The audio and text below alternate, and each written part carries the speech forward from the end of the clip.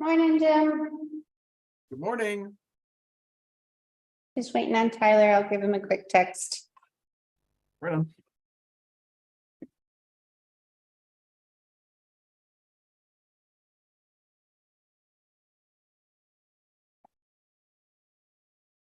That's his work.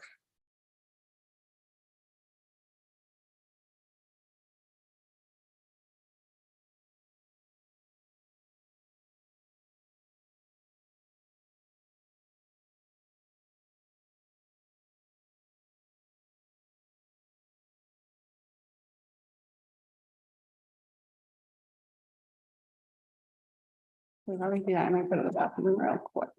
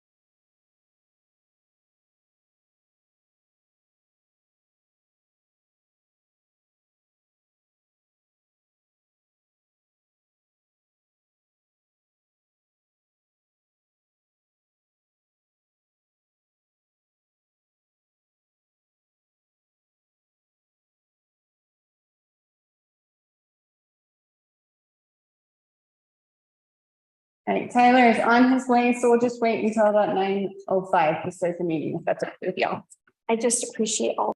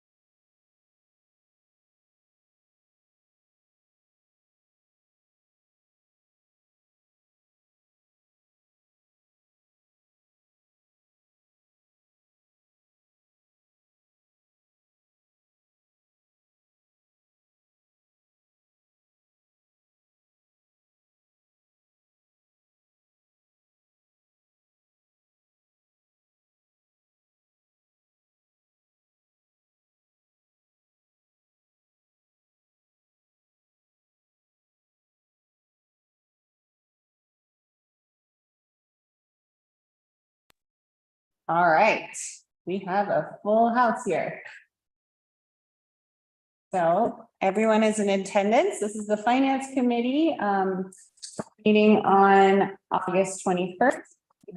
9:05. Trustee and Trustee George all here. I almost called you Trustee Edwards because that was in front of you. All right, so first on our agenda, we have a request from, I mean, is Mike coming or is it just me. Okay, so we have a request from Mike, but Paul's overseeing the tiny homes as well, to reduce their water and sewer rates. So there is a letter in your packet and Paul is here to share with you. Yeah, You have the letter, I guess, and Michael did a nice job of kind of summing up the financial end of things. I guess my conversation is more about the practical end of it, which is just the bare bones is we're paying the same amount for sewer, water, trash that average home pays, and we're a fraction the size. And so far I have 2 tiny homes occupied. As of Wednesday, I'll have my second one occupied. They're both single owner occupied. One person living in a tiny home with a toilet, a shower, a sink, very small showers. Don't linger in for too long. But anyway, and when I hooked up the sewer water, it was pretty confusing to me as a new person doing it. So when I went to John's sites and said, well, John, I'm going to put these meters right. I have to have a water meter to keep track of. Yeah, you have a water meter. Okay. Well, so he kind of explained to me that if I have 3 meters, I'll have 3 bills, but if I have 1 meter, I'll have 1 bill. I was like, okay. And I kind of absorbed that as someone who had 1,000 other things on their mind. And he said, well, I said, well, how does it work if I have 1 meter? It just goes on the first tiny home. He's like, no, it'd have to go out on the street. I was like, well, how does that work? Well, you'll have to put in a vault because we have to be able to access the meter. I was like, well, what's a vault? He said, well, you can get a culvert that's 8 feet tall and put it in the ground and fill it full of insulation so the pipes don't freeze. And that just sounded completely overwhelming to me. So I kind of let that go, and then that got buried, and then I put in 3 meters at the houses. And I know that's inconvenient, and I know it doesn't work with your fee structure.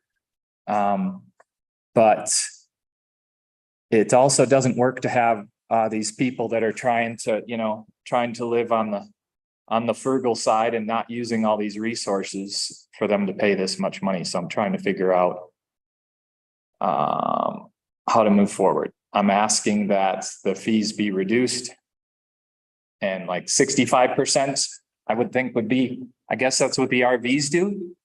Something structure similar to that. 65% of a fee. So that's what I'm seeking. We produce a lot less trash, use a lot less water, and produce a lot less feces downstream. So Is that, as far as the fee structure for RVs, is that correct? That Yes. They pay 65% of the flat fee. Or of the water fee. I was just gonna see if I could pull up our fee schedule.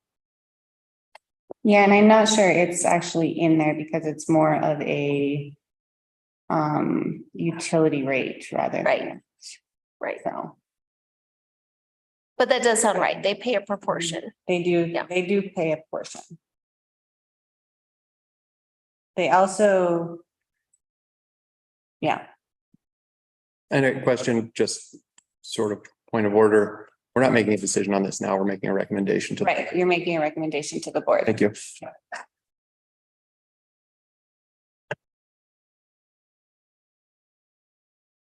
I think, Paul, I can definitely appreciate the perspective, right? I thought Mike Ackerman's letter made a lot of sense. I can appreciate the perspective of they're using a fraction of the services.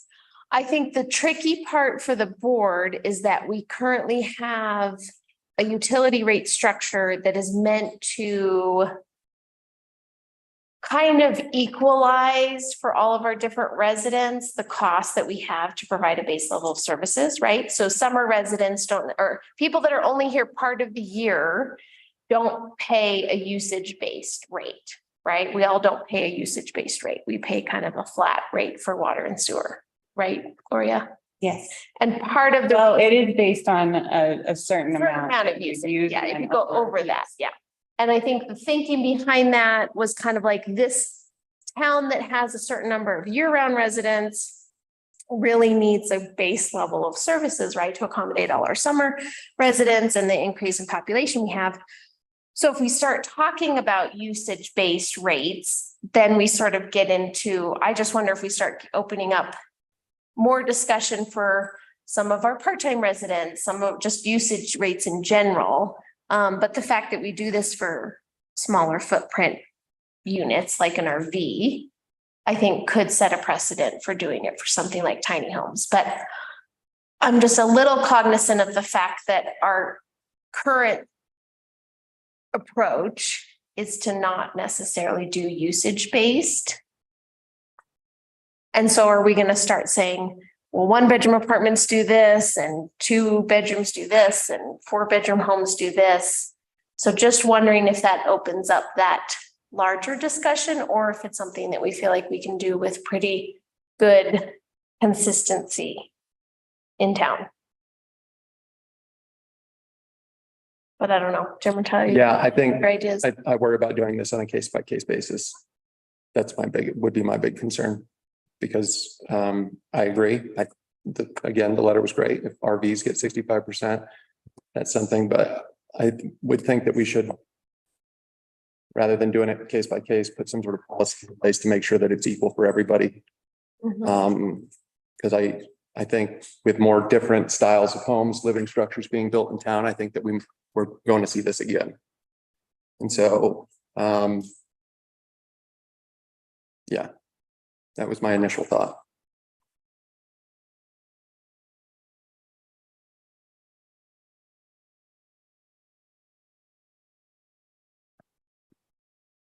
Yeah, well, my argument is I'm just trying to make it affordable and it's a stretch. If people are going to try and do things, I mean, I've done it. I feel like it's been a Herculean thing, and I honestly would not do it again.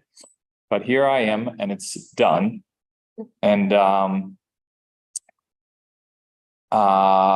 just like, and I don't mean just the labor, but the process. The whole process has been a lot. And you know, if you want people to stretch their wings and do something, I think if affordable housing seems to be the top of the conversation, most conversations we have.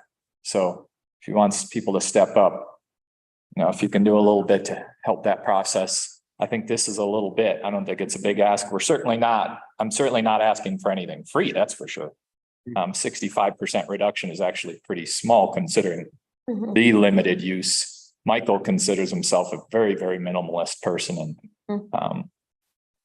And I think anybody that's living in this space is going to use a lot less than the average household. So it's not like nobody's asking for free lunch. It's just like, hey, look at the numbers. What are we doing here? I know the hiccup is that the fee structure, the way that you have this structured is John hands me the meter. And once I have the meter in my hands, he sends an email and that meter starts getting charged that moment moving forward. And you don't have any fee structure for that. There's one number. That's it. And nobody wants to add another number in there. And I appreciate that. I don't want to make any more work for anybody either. But if we're all going to work so hard to bring affordable housing and make sure that EMS personnel and, you know, our people can live in this town, teachers and other people, then we're going to have to make some adjustments somewhere. So I think there's a legitimate request, and that'll be, I guess that's my argument. Could we, considering we do this, a similar approach for RVs, is it possible at the staff level and the kind of fee structure or justification level to structure it in that way? Like if Paul's saying that he understands that it's challenging right now for staff to bill a reduced rate to those meters. One, is that really the case? And two, if we do it for RVs, that we bill their units or meters at a reduced rate, could we also justify that and or implement that for something like the tiny home units? We could implement it. Justifying it, I mean, I would take into consideration that RVs are part of the year, and that's another reason why they've been reduced fees. And then I would take into consideration as well of our capital assessment fees that we had as like on top of everything of needing a new wastewater plant. So Yeah. Yeah. those I would take into serious consideration as we move forward. All of our fees will be increasing in the coming years to also keep in mind to pay for our water and wastewater needs. Mhm. So does that answer your question? Mhm. Okay. Yeah, and if the rate goes up, the rate goes up. You pay the rate, we'll pay the rate. Mhm. Right? I have no problem with that. My rate goes up in my house, I'm gonna pay the rate. Rate goes up at the tiny home, we pay the rate. Just like right now, I'm paying free rates for, I'm using just a millifraction of what we're doing. I mean, there's no room in a tiny house for trash. You can't like stack your trash up in the corner. It's not like you're going and buying new TV boxes. I mean, there's no room for crap. You're in a minimalist lifestyle. There's no way around it. There's no place to put stuff. Yeah. So, you're not going to Walmart and buying plastic boxes. There's no place for plastic boxes. It's just the nature of the beast that we're asking people live in a minimalist lifestyle in this situation. So. Yeah, I do think this is just. It seems to be that this has to go through the person that sits down and changes that billing process. I don't know who that person is. Is that Nathan? No, that would be our town clerk. That would be, Our town clerk. oh, okay. Well, if Matt can figure out how to do it and it's not Herculean, maybe Matt could be part of the conversation. So Matt can say, well, that is Herculean. That's really hard to do. That's going to be really awkward. Because I think it's a legitimate request. I don't think we're basically being overcharged really in the grand scheme of things. So it's like, I think it's a legitimate request. Unless I'm missing something. No, I think it's legitimate. I think the tricky part for us as a board is that we get these requests from summer residents and from a variety of folks that are here. But do they have a legitimate case, really? I mean, yeah, you want to have a summer home in Silverton? It's just like, oh, I mean, gee whiz. Well, I think the kind of the philosophical thing you're raising, Paul, is shouldn't we base this off of usage, right? That's the argument that's being made is should we base But this on it's for people that are trying to live here and contribute to our community. I mean, I got a school teacher and the director of Abbey School in there. These aren't retirees that are kicking up their feet going four-wheeling. right? People are going to work every day. It's just tricky at a policy level to write a policy that says we're creating a policy that benefits this group and not this group, right? Or a policy that treats folks in different ways. That is a little Affordable housing. well, we They understand. come out here. I think to the part that Gloria is bringing up is that as we're going to be talking about later this week, wastewater treatment is a huge issue, right? That we need to address in the very near term. And it's going to be a big capital improvement cost.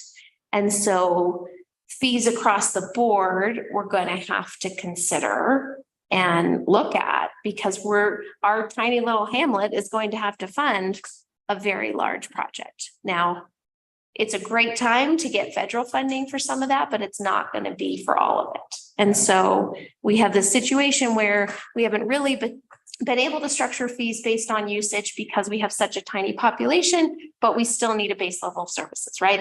There's like this comparative advantage. If we had 300 people, we still would have to have a certain level of wastewater treatment and water and trash. And so that's the tricky part is that we kind of all have to sometimes pay more than what we might consider our fair And share. if it goes up 25%, it goes up 25% and we'll suffer. Everybody will suffer a little.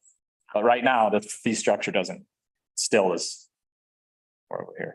If we're all paying the same amount of raise, if we all have to pay 10% more, well, so be it. I'm not one that comes and complains about his taxes. Right. But it's just one where I'm like, well, we're paying a lot more here. So I've got to figure out how to make this. I'm trying to make this affordable to people. And they're like, that's another $100 a month. Oh, that's $100 a month on top of the rent. Yeah. And I'm going to do snow removal and I'm going to try and live in Silverton. So trying to make it accessible, and electric's going to be expensive because these houses are Yeah. posted out there on their own and don't have a lot of thick walls. And Yeah. so there's a lot of things to consider. We're just trying to make it work. So I really appreciate the request. I'm just kind of stuck on a board level of implementing it at a policy level, but I don't know, Jim, we haven't let you jump in at all. That's okay. Paul, good morning. Morning.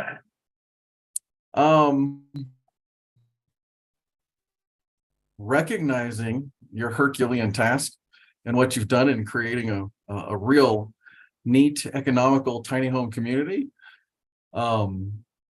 I commend you for what you've done. What I would ask, and I don't know if the rest of the committee is up for this, is to go take a walk. A field trip over to your little enclave over there and just see what it is we're actually looking at and see what it is we're talking about. I totally recognize and understand what you're requesting and what you're asking for. There are some differences and some similarities comparing and contrasting with the RVs. But it is going to take some time and it is going to take some effort and thought from both staff and all of us as a committee to really dig into the details and see how we can do this to encourage tiny home communities such as yours for the future. Would you be up for something like that? Of course. Okay. Because I know making a decision now, obviously, as a subcommittee, we just make a recommendation and we move forward. But actually going out there and taking a walk, taking a field trip and walking out there and looking at it gives us a better perspective and gives us a better understanding of what it is we're looking at and what it is we're going to try to craft going forward in the future. And who's to say there can be any differences or leniencies provided. But if you would afford us that, I think this is definitely, the letter was fantastic. The information's not incorrect. It's just going to take us some time to wrap our head around it and really march forward. But really keeping you in the loop in that, because you've made those efforts to create a community that truly is an affordable community and tiny in size.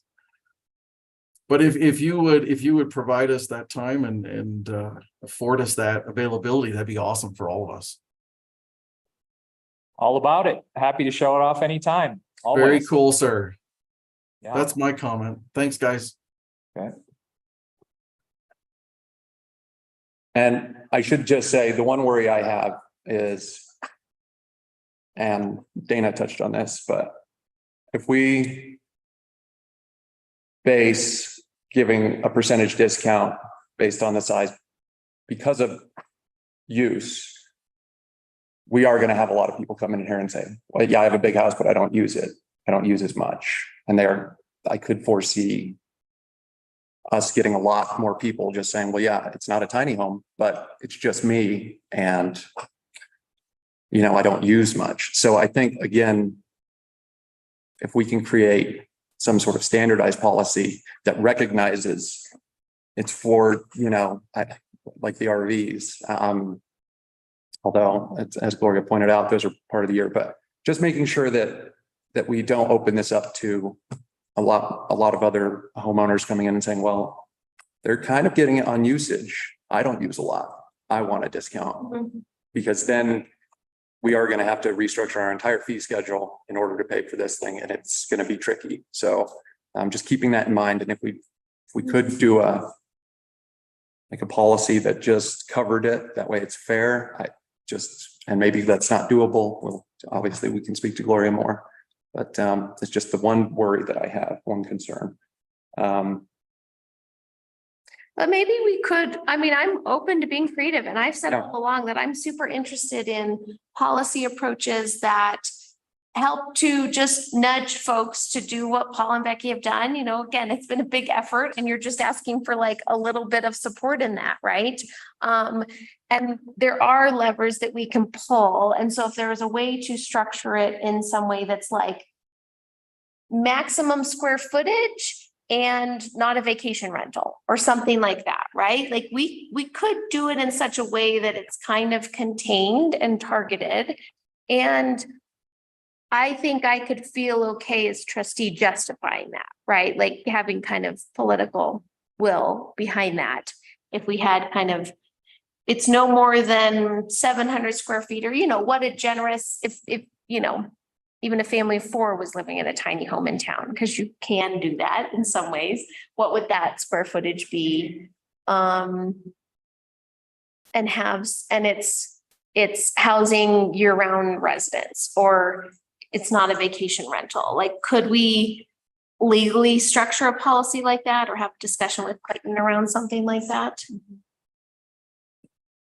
And then it's not framed in the usage sense, it's more framed in the Yeah. type, Other, housing type right, sense. or it is small footprint, Yeah, maximum square footage, year round, full time. right. You've hit these checkpoints. Yeah, and then we're not opening the discussion around usage. Instead, we're talking more around type.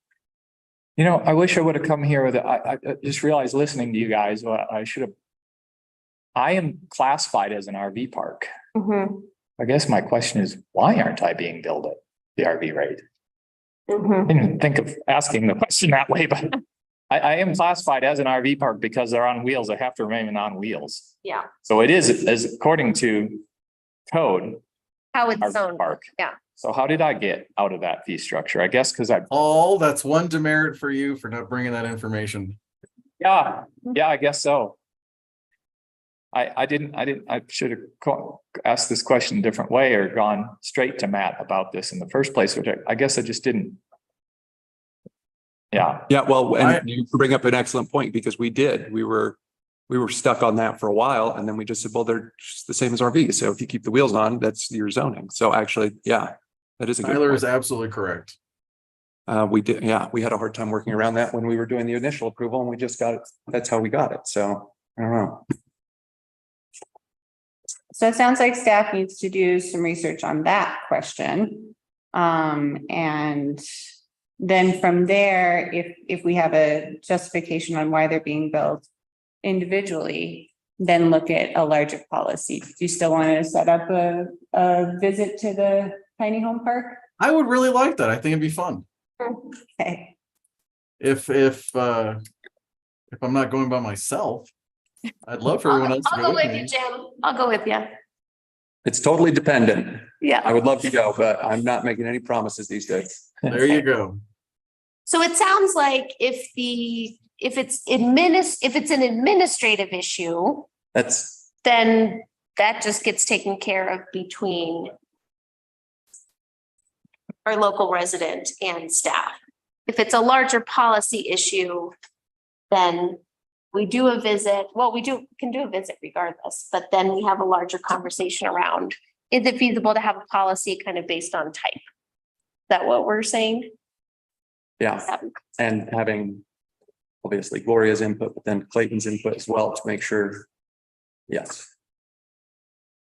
Does that make sense to you, Paul? If Yep. it's administratively, that conversation needs to be settled, then you'd work with Gloria and Matt. And I think what's a little goofed here is typically what an RV park will have is they'll have a water meter and they'll send off shoots to all their Yeah. units. Probably why you're not being billed like an RV park. And what I have done is screwed it up and I put 3 meters. I wouldn't say that. You said you were the guinea pig. I mean, unfortunately, you are the guinea pig. Totally. Like- I am such a guinea pig and I felt like a guinea pig since day one, but it's good. I mean, I know someday I'll be glad I did this. I think we want to work with you and the town wants to work with you because this is an important issue. I don't think tiny homes are going away in a big sense anytime soon. And so what do we see in the master plan? When everybody put their little dots on what kind of home structures they liked, everybody really wanted to see more tiny homes, right? I think the town is supportive, the town as a whole is supportive of these kinds of tests, experiments, right? And so let's not just have a conversation and find a way to move forward. So what's the next step in this conversation? Is there one? Yeah, so our next steps will be setting up a meeting for the trustees to view the tiny home park, and then staff's going to, now that they've been directed by trustees to look into policies. I'm curious what other communities do as well Mhm. on this. So we'll be doing some research on that and hopefully bringing that to the next finance committee meeting so you guys can have a recommendation. Thanks. Does that work? Yeah. I think that the telling the telling comment will be the producing that documentation that the tiny home park was actually designated an RV park. I think that solves the big question right there. Yeah, and then there would be what we do about the 3 meters there and how we Yeah. would build those. Mhm. So that would be the next. Yeah, that's the hiccup. I hate to make work for somebody and I didn't intend to do that, but Mhm. it's not like it's surmountable at some level. Administrative. Guinea pig, we're gonna have to work a little bit to figure this one out, and that's okay. I appreciate that. I appreciate all help. I've been very much encouraged all along the way. I can't say financially I've been helped much, but I've been encouraged a great deal and I appreciate the encouragement and the support. So thanks for listening to me today. Thank you, Paul. Thank you, Paul.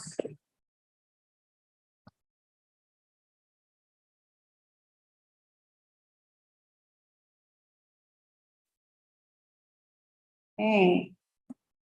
Jim, can you see my screen? Hopefully. I don't know if you can help. I think we're back now. Yes, There we I can see your screen. Oh, great. I'm gonna make this big. Okay, so I didn't present the audit on this meeting because you guys will get a presentation, the full board will get a presentation on the 28th from our auditor. But we did finish our audit on time. Good job. On the 31st, and then I wanted to kind of present this budget timeline. So today we would be finalizing the nonprofit request applications to go out and be live tomorrow, and then those would be due back. I think I put October 11th, and I'm trying to make it consistent every year so that people get kind of like the tourism fund, you get pinged and you're like, oh yeah, it's that time of year for my request. So having those go out, I did receive some feedback on them. So you have in your packet the updated nonprofit request applications, basically tying it back to the master plan. And then the other portion on that is, so that's what's changed as far as the application this year. And then the other portion was, I got feedback that 3 letters of recommendation was really difficult for everyone to get in. And we got multiple letters. So we were taxing kind of everyone at that time. The school was trying to write letters of recommendation so we got rid of that portion. Yeah. So no letters. Right. Yeah. At this point. Yeah. I mean, if they would like to, that would be bonus, but I did receive some feedback on that and wanted to put that in there. But right now we're reviewing the budget timeline. So these are the dates that I had put out there. Does anyone have any issues with this? I do want a work session on our refuse fund. It is something that I've tasked Melina as her capstone project to address and come up with a kind of a sustainability plan for that fund. And hopefully we'll have more information on that soon. Would that be a work session with the finance committee or you're going to work with the trustees? With the trustees, yeah. So when I identify work sessions, these are all work sessions with the whole board. Any questions or comments on this timeline?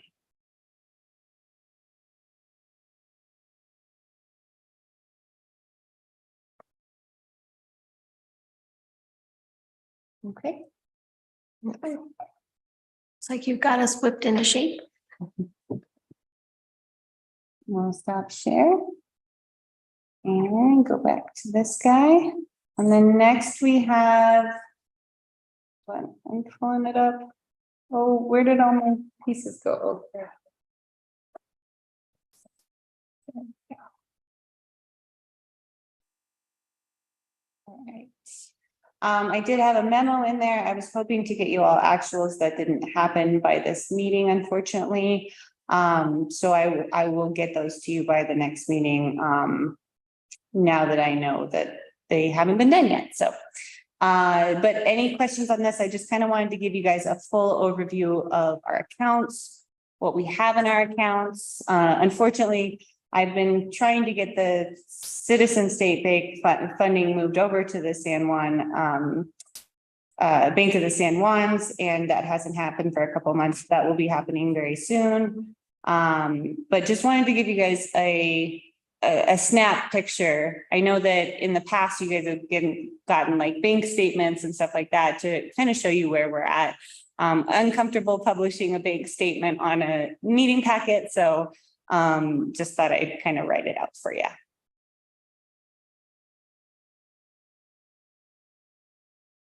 I liked the summary.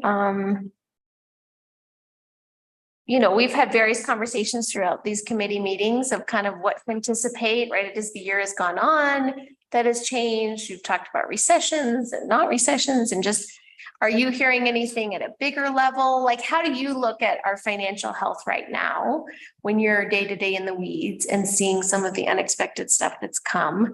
What's kind of your lens and mood around where we are and where we're going? I think we're in a healthy place right now, especially with sales tax being above what we had budgeted for. I'm anticipating July's high record numbers as well. So I'm not as concerned in that realm. Where I lie is the sustainability of all this, and if it's going to be this high moving forward. If it's not, so how do I plan accordingly, especially with staff? So wanting to compensate everyone correctly and create those positions to help support us, but at the same time thinking about the sustainability of these funds. So what I would recommend and what I will recommend going forward is that we really focus on our infrastructure, wastewater, and water funds, and that if we do have any surplus funds this year, that go towards those funds. However, we can help support that and lessen the blow of future rate increases or giant projects that we're going to undertake. I think this is the time of any kind of excess funds we have go towards water and wastewater.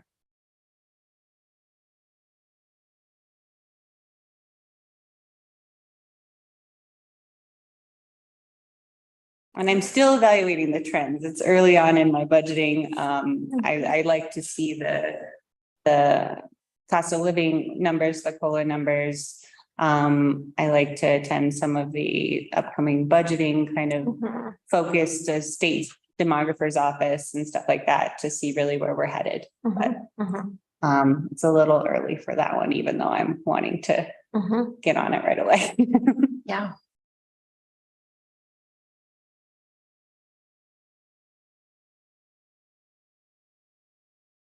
But I thought it was important to point out of where we're at right now. And while we have funds sitting in our bank, it doesn't always reflect our ending fund balance. And I really wanted to show the difference between that. And I hope moving forward, what I can do is more of these informational kind of memos for the finance committee and whoever's watching the finance committee or following this, where they can really get a good idea of why government accounting is different. And that's really what I wanted to demonstrate here, and moving forward is kind of a goal. Yeah, this is great.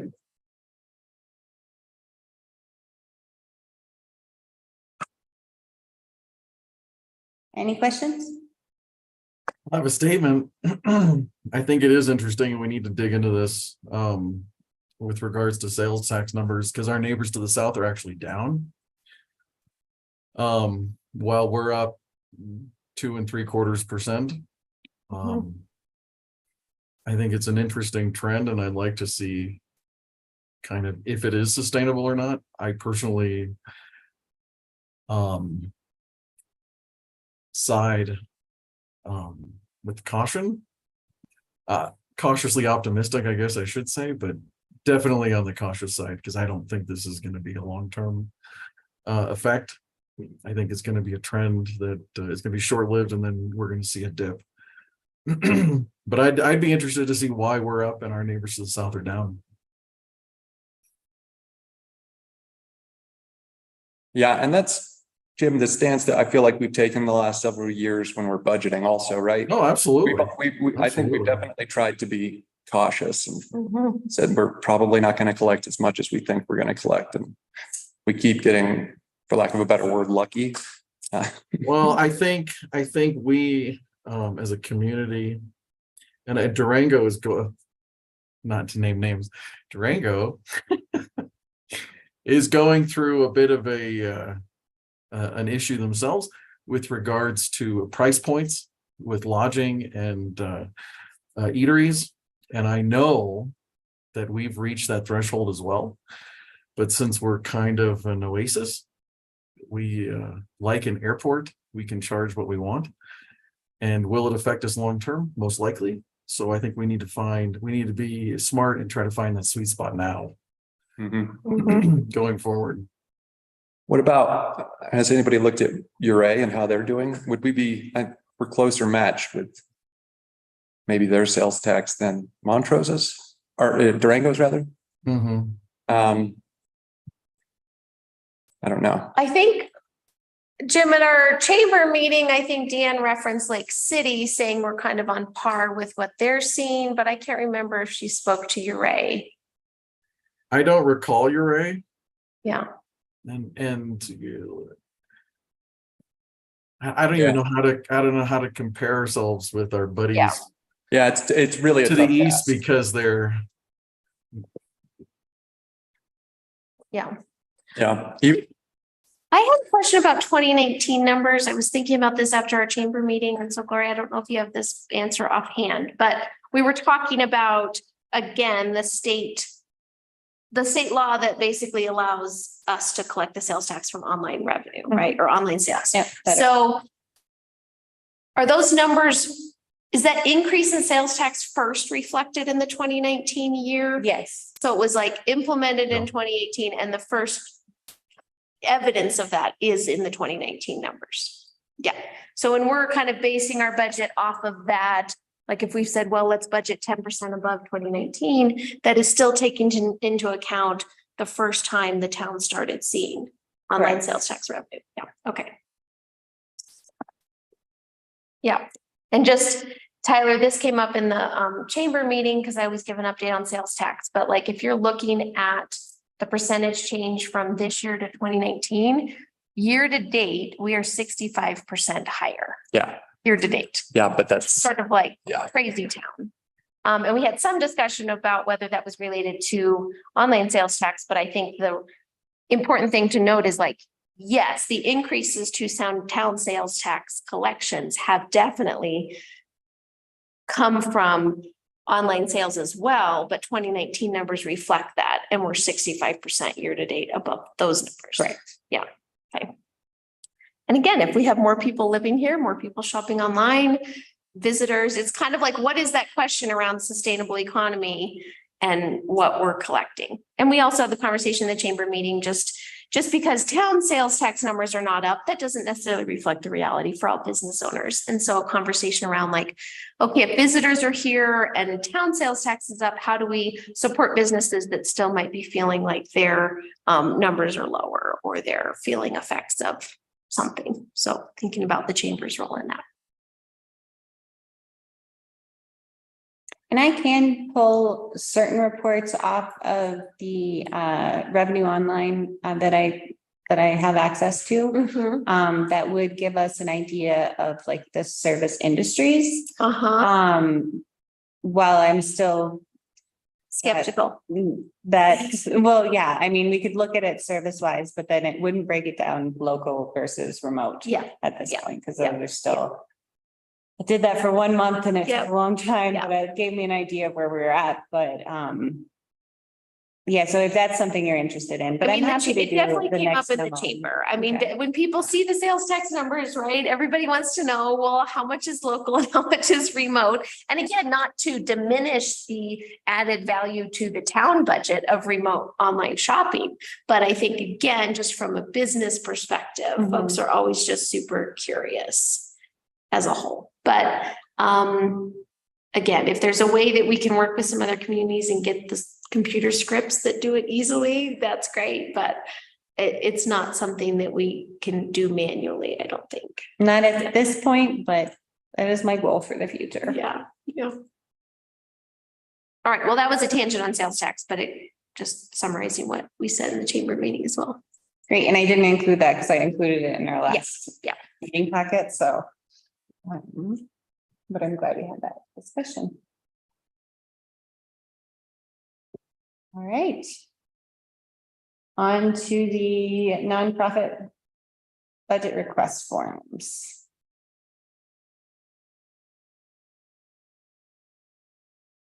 Any other comments on this form, questions? The only thing that I saw, and I don't, it's just a question, but we do a lot of grants at the ambulance. And one of the big questions is, have you previously been awarded this grant? And if so, how did you administer it? And if we are awarded a grant and we don't administrate it properly, then chances are we may not be awarded the next year, or it could give us a few demerits. And I don't know if we want to do that or not. Sure. Did you want me to change the question of has the organization received funding from the town in the past? If so, please list when and how much. If it's, What was? Yeah, major accomplishments. I really like, yeah, because I think it's good to hear from that. I think that's a great point, Tyler. Hearing from those folks about what, what. was it just maybe more specific? Like, was it? Especially like we operate off of like mostly the previous year, just because these come every year. They're like, okay, we were awarded last year. Okay. Did you administer the grant properly? Did you spend all of the funds? Mhm. And we're docked if we don't spend all of the money, which like, well, we reverted it back to the state. And they're like, no. Because we go through all of the rigmarole of vetting it and giving you the money. We want to make sure that you've used all of the money and used it appropriately, of course. Yeah. But I guess if we can be more specific, but it's also just a question. So if this committee wants to or not. And I'm happy to include, like I did last year, in this evaluation spreadsheet of what was given last year for what. Yeah. And then Yeah, that was this really would helpful. provide that follow-up of, yes, we used all of that, and this was the result. Yeah. Okay. And I think it also just gives an opportunity for these organizations to kind of toot their horn, I guess they would say, it's like, these are public meetings. They're sharing some of the stuff that they've done in a public forum. I think that's valuable for our community. Okay.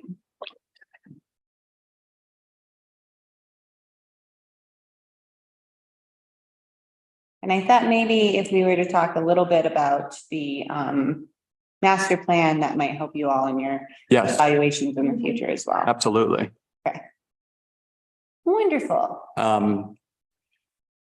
And I would just like to give you guys a heads up that I am going to try and zoom in for that October 16th Finance Committee meeting to review nonprofit requests. We will see. Oh, okay. I'm going to be gone, but I will try and find some internet access. Great.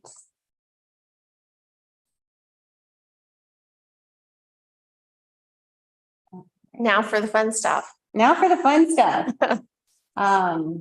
Jim, Gloria's very excited. So where I'm going to take you guys is to our digital budget book. So you all gave me approval to purchase the ClearGov software and move forward with this for the budgeting this year, as well as moving forward. So we have an operational budget and a capital budget. I elected not to do the personnel budget because we have a small personnel, really, like a small staff. But what I wanted to show you all was a demonstration that I put together for you of what the public will be seeing. And our new budget books. So if I go to web preview here, this will be hosted on our site.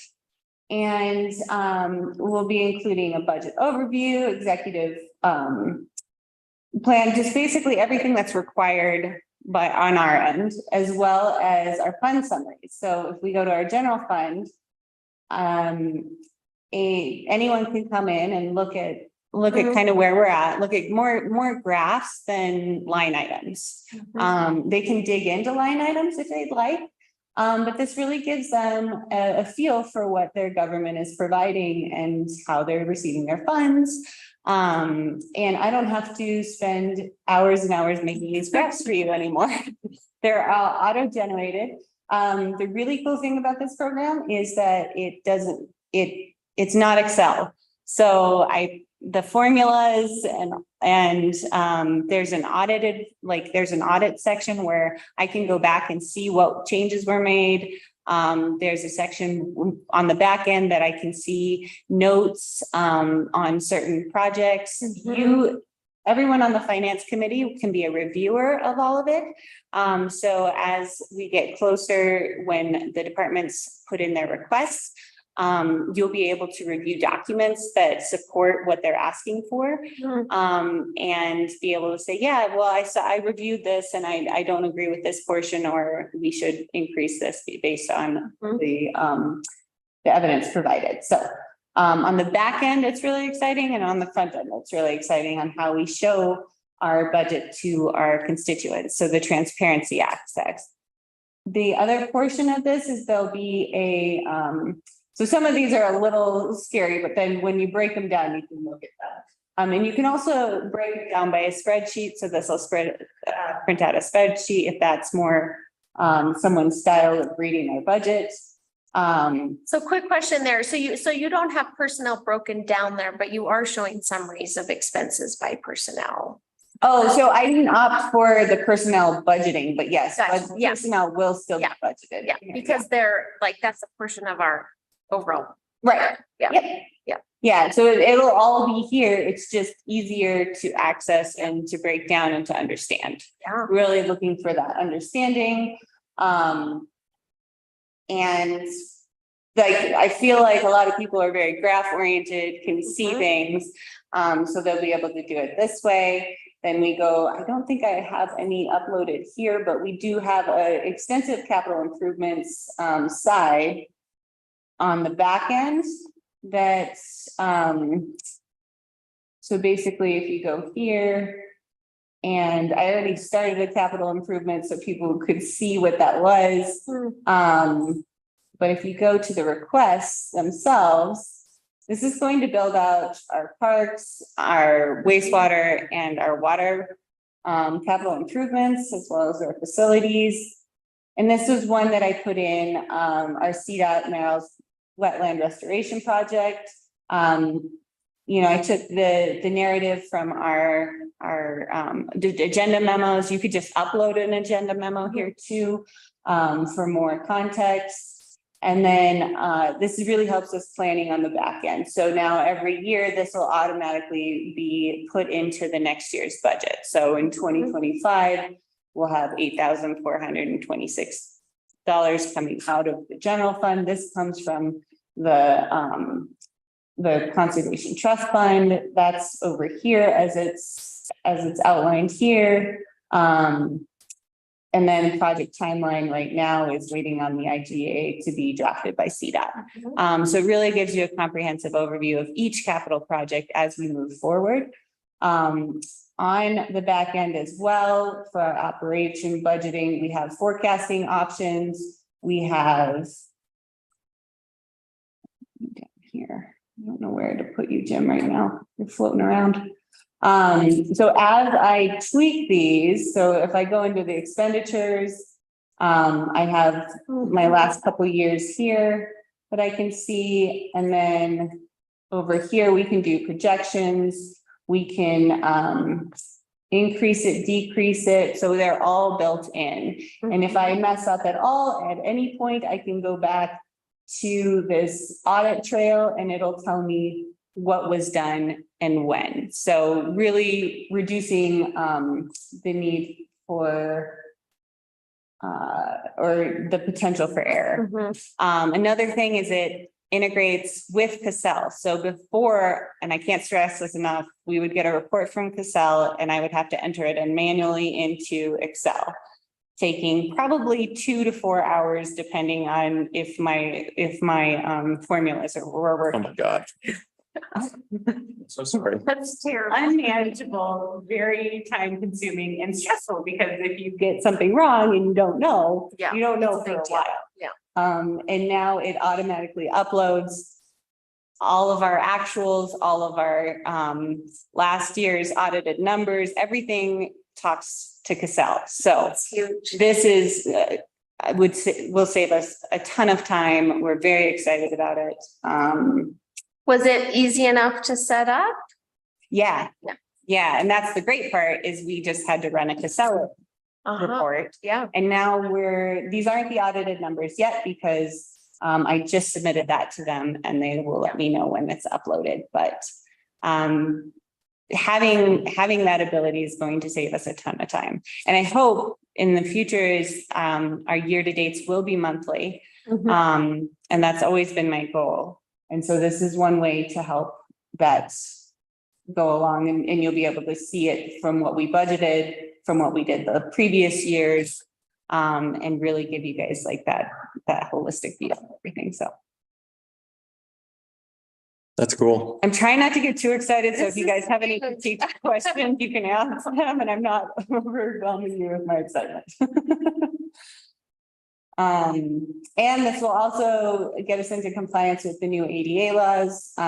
So their websites and their budget book is all ADA accessible. So we will be in compliance when we have to be by next year. This is huge. Mm-hmm. And I know people don't give budgets a great name, but they are our #1 policy document. And I feel like this is something that people should be paying attention to. Well, and this makes it digestible and accessible. Mhm. Like before, it's like, okay, yeah, I can look through the 100-page budget and look at the line items and figure out general funds and flip from this page to this page, but this is just so much more accessible. So not only for like the staff perspective of how to manage it better, the committee and the board perspective, but just the public perspective as far as transparency, like accountability. I think this is huge. Yep. Yeah, so I mean, they can view everything this way, our debt, Mhm. everything. Mhm. So as we move forward, we'll have informed constituents and a happy administrator. So as far as like this being public, is your goal to kind of kick this off publicly when you did that kind of like budget health summary like you did last fall or open house, or kind of what are your thoughts? Because this Yeah. is public right now, right? Right, it's not public right now because I'm still building it out. Yeah. But this will be public with our new budget. Yeah. So as I present our new budget on October 9th, I think it Yeah. is, I will present it using this software. Yeah. And you will also have a printed out line item budget that you can Mhm. use as well, because I need to submit that portion to the state. So this Mhm. does like It exists in there. exist. Yeah. But this is a lot more digestible, I would say, for anyone wanting to just take a glance at what we're spending our money on. And then the other portion of this is there'll be a check summary as well. So all of our checks will be live on what we write and when we write them. So anyone could come on and double check what we've been doing. That's great. So huge on transparency. It will also help organize us more for our budget with the notes and the ability to add documents to each line item. Mhm. So that's another, bonus. I don't say it's the reason we got it, but it does definitely help. Yeah. And like when we have nonprofit stuff in there, we could have those supporting Correct. documents. Yeah. So folks could see, okay, this was the nonprofit amount we awarded and these were all the applications or. Yep. And so then it does live on this site. So every year we will have to pay that prescription to re-up it. It is 10,000 a year. And I want to be completely upfront with that. But the amount of time it'll save us on our back end is just, it's incredible. I mean, I think it's worth way more than that. And this was one of the ClearGov, the city of Cortez uses ClearGov now after they had some questionable financing going on. And so I've been looking at how we can be as transparent as possible moving forward so that we're all watchdogs. Very cool. All right. Well, pretty soon you guys will get an invite to become a reviewer, and your screen will look a lot more like this on our back end on being able to look at all of the line items. And as you can see here, you can open this up. Let's say we want to dig into partner organizations, and each one of those partner organizations is now listed out. And we can, whereas before it was just partner organizations. So you'll be able to see exactly how much we're giving to each organization. So this is really helping us organize our budget and realizing that for a while, we haven't cleaned up our account structure. So thinking about like all of these unused accounts that we haven't used and new accounts, and really helping clean all that up. So, which is what I was looking for. I'm glad it's been what you hoped it would be. Yeah. It's annoying to do that work and then be like, oh, this. Like, oh yeah, this Answer my program question. is so bad. Yeah. I know that program last year that I thought was going to be good, and then I backed out before we had to pay. Because I was like, oh, I don't think this is what we wanted. So this is what we wanted. It just took me another year to find it. Great. Well, that is all I have for you all today then. If I stop sharing this, there we go. All right. So do we have anything else? Thank you, Jim. Thank you.